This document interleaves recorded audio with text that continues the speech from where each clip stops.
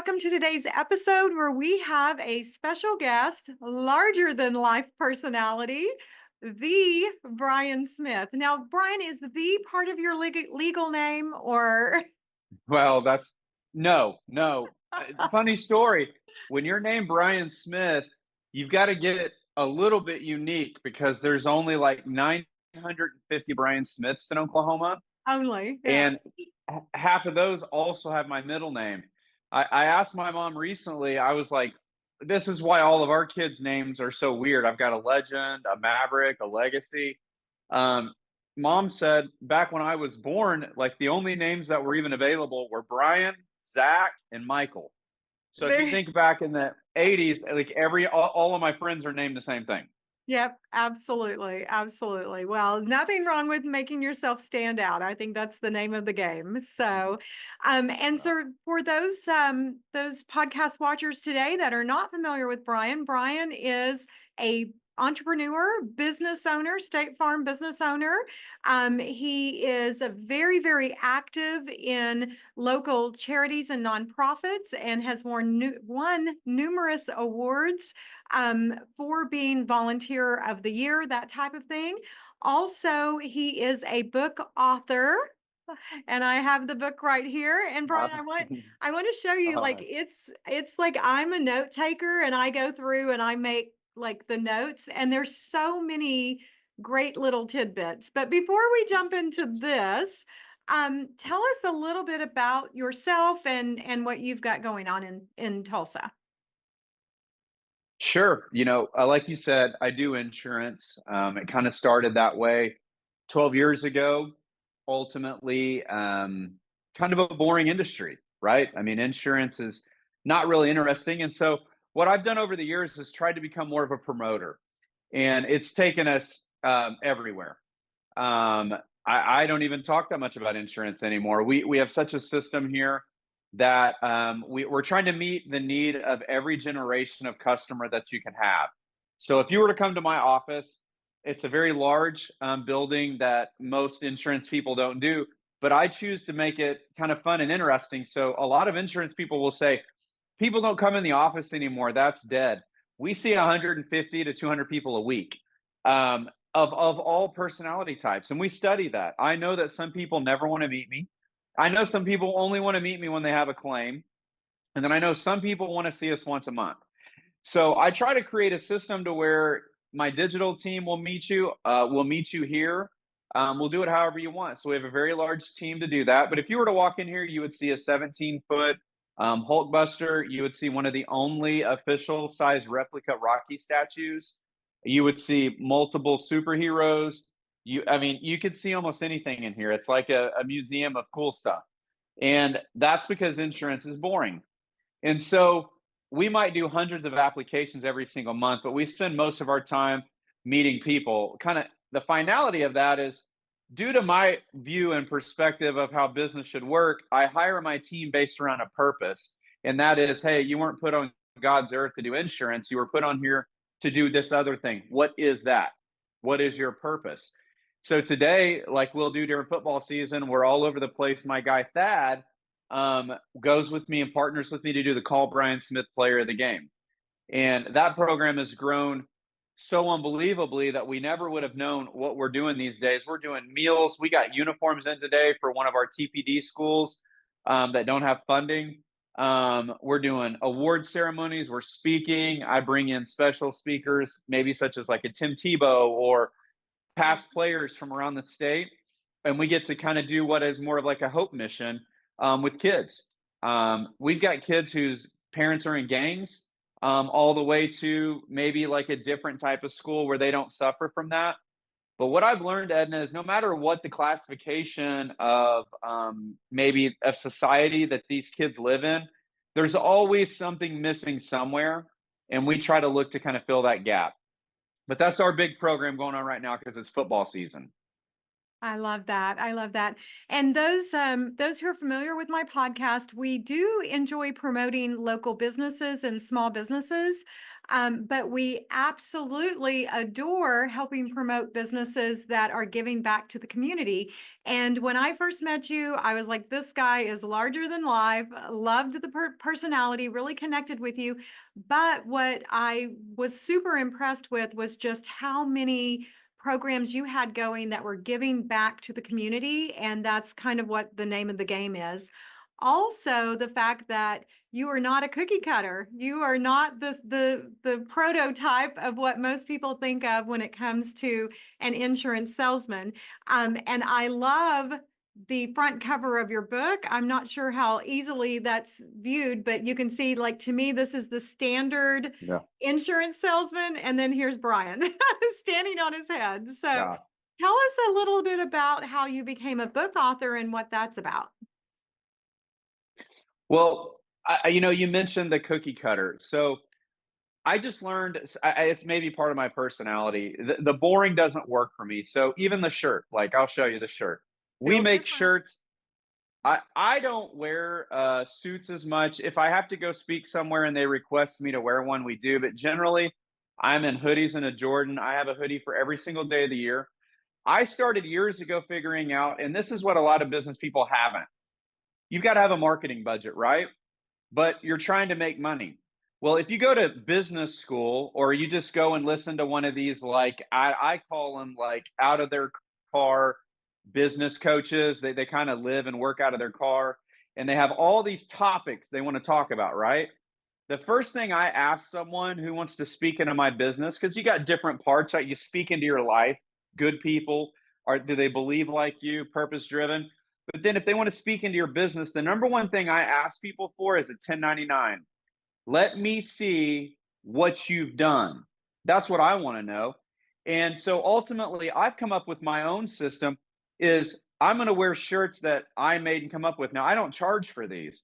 But what I learned a long time ago is if I can make something cool that other people want, they're going to ask for it.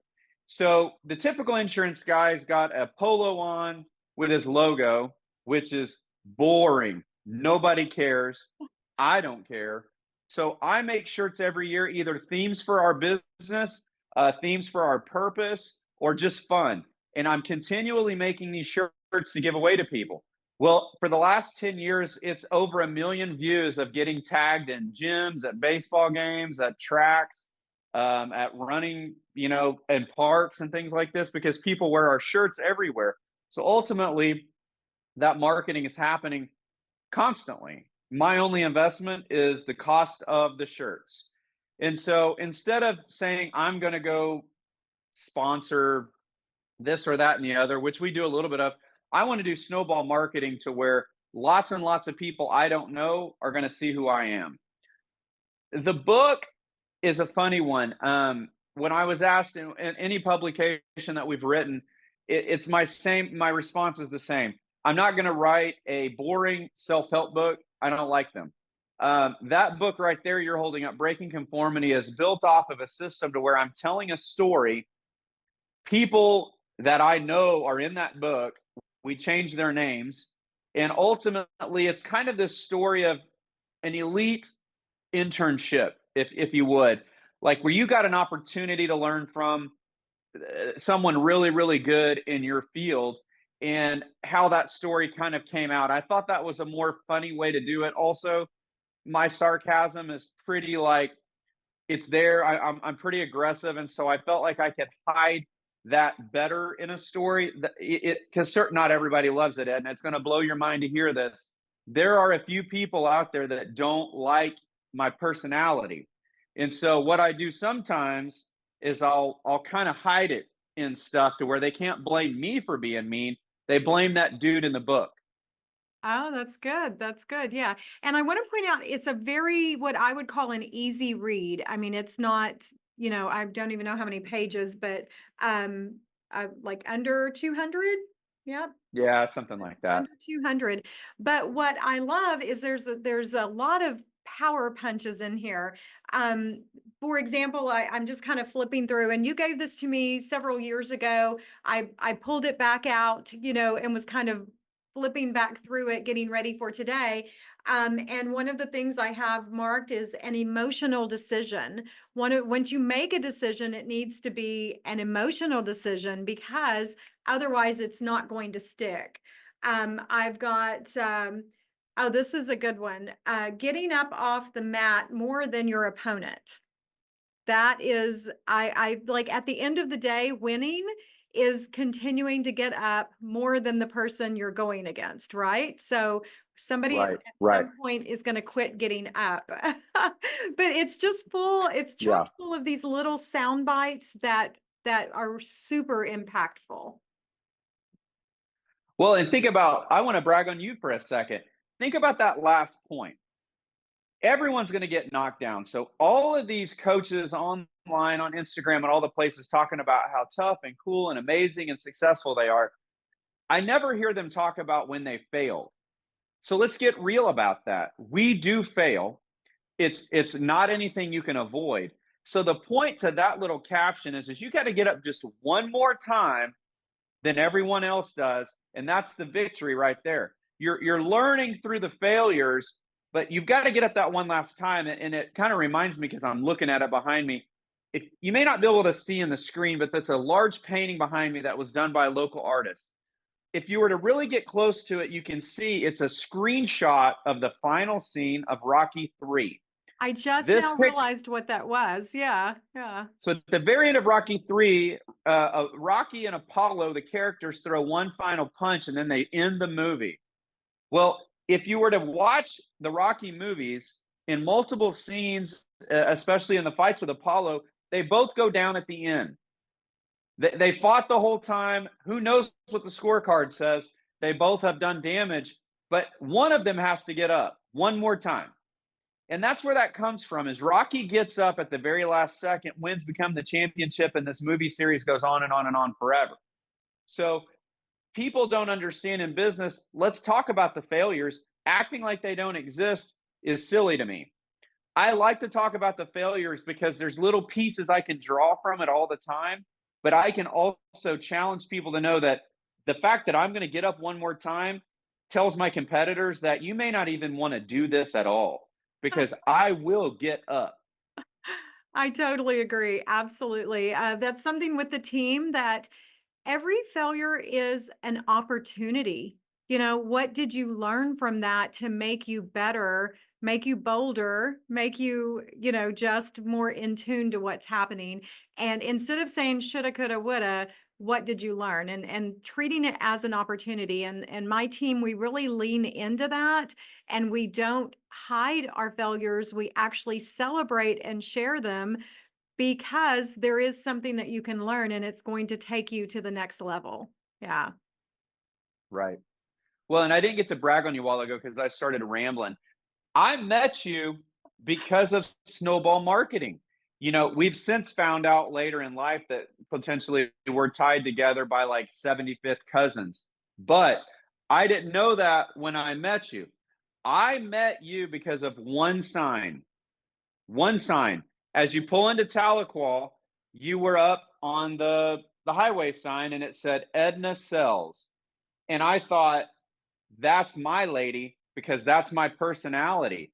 Not because I knew you, I didn't know you, but I did know you. I knew you because what you were able to do with the sign is convince me that it was worth checking out.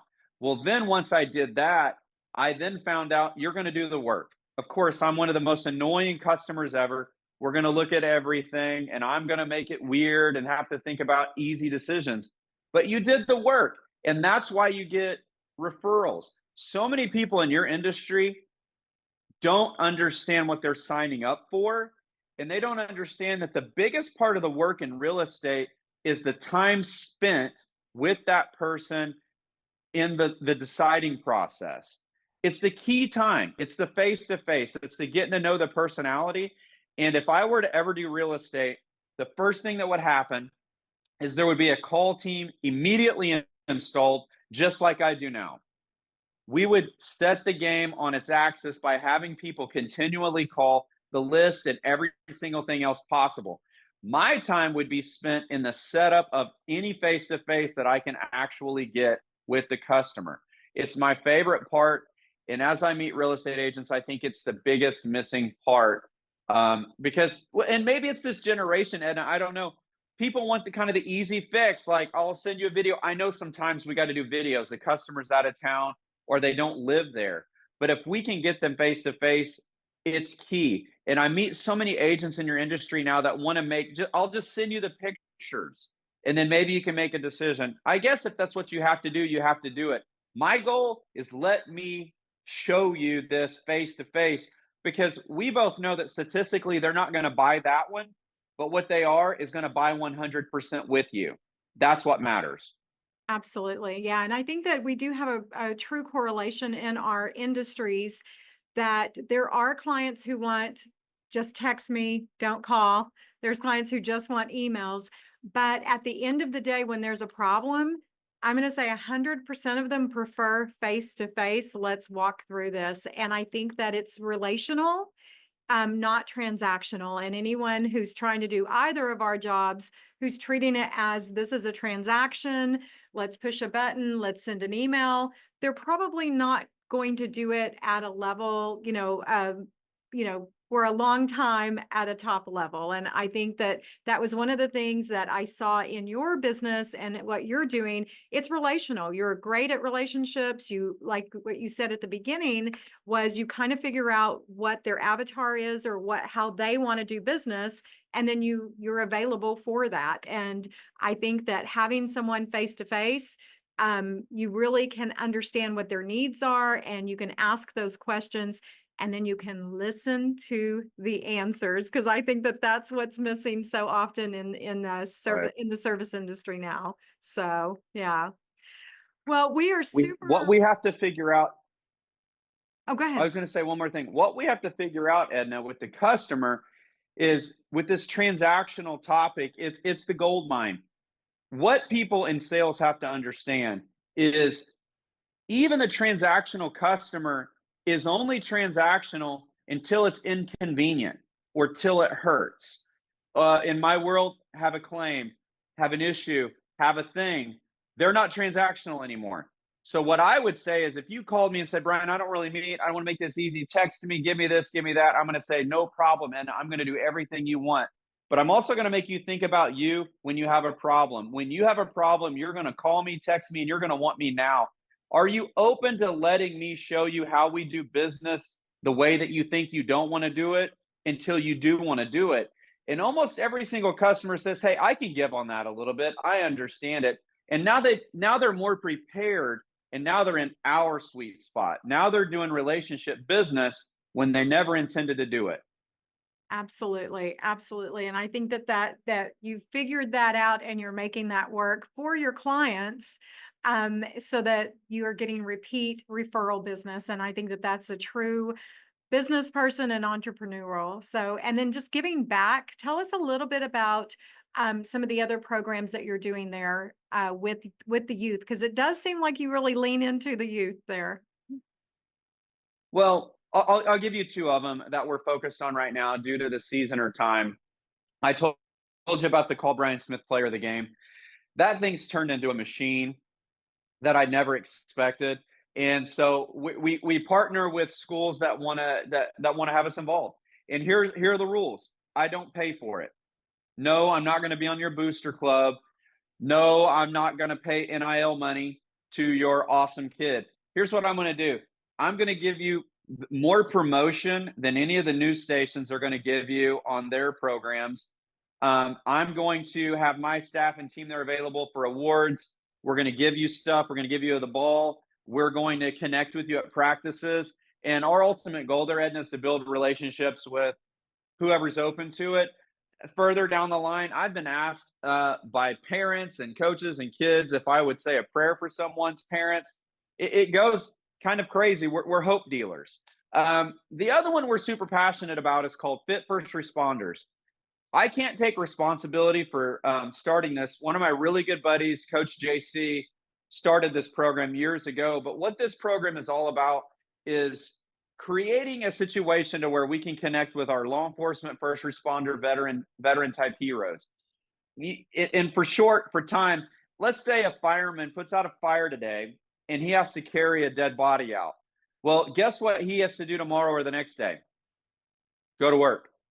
The systems built inside of our system are lacking massively. So Fit First Responders is a program that only is going to help give connection to these uh, members or people that are involved in our program around some pillars around their physical body. We're going to train them and help them in a gym. We're going to work on their mindset. We're going to work on their spirituality. That's the spiritual connection that they want to have. We're going to work on every aspect of it, including emotional behaviors to try to serve them. And so Fit First Responders is a big one to us right now because the climate in our world's gotten a little bit odd. And we want a safe place for these men and women to come connect and just work on whatever it is they want to work on. So you'll see us promoting a lot about FFR, Fit First Responders.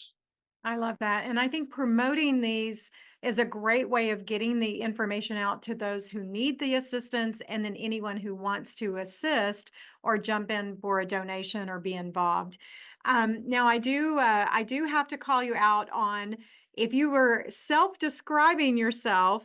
I've read that you would self-describe yourself as a Jesus freak dad entrepreneur. Is that a comment that you've made, or?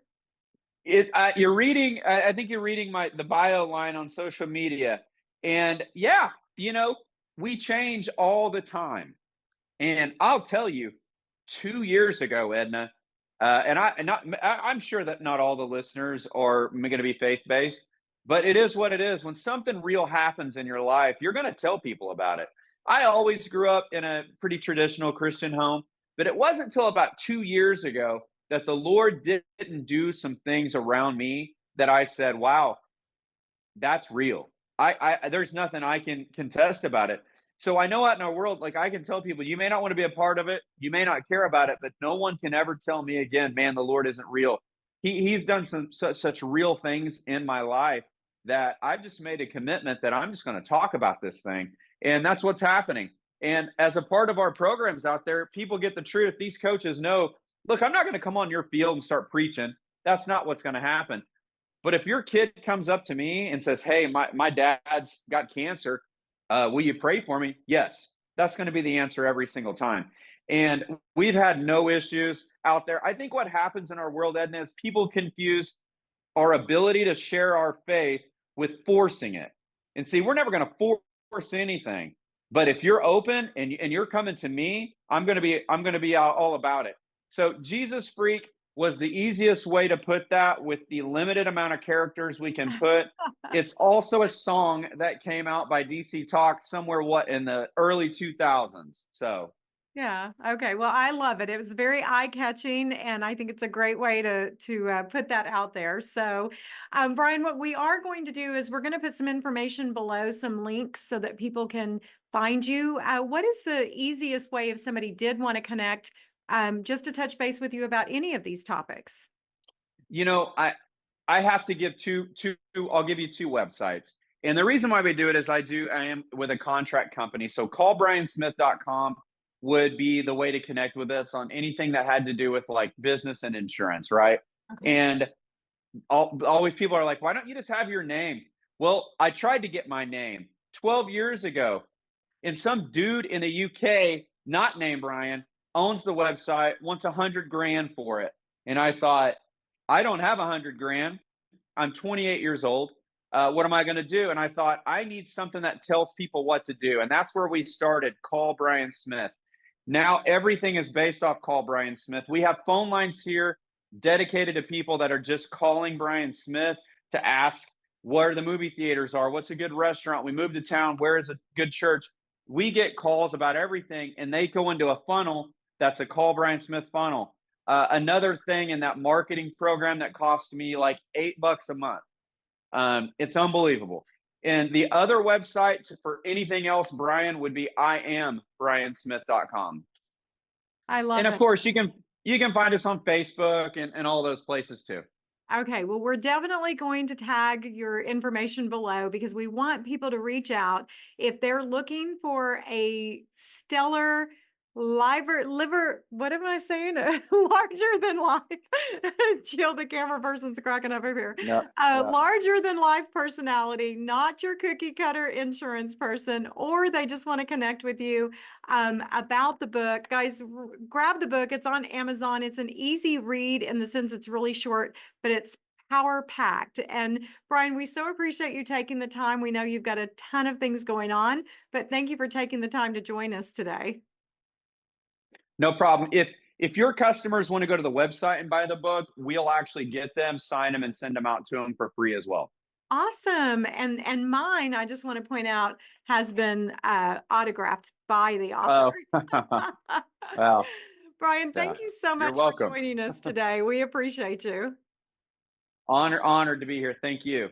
Okay, guys, as always, please like, follow, and share so more people can be aware of calling Bryan Smith. And if there's a topic or someone you would like to see on an episode, reach out. We're open to exploring that. Thanks, everyone.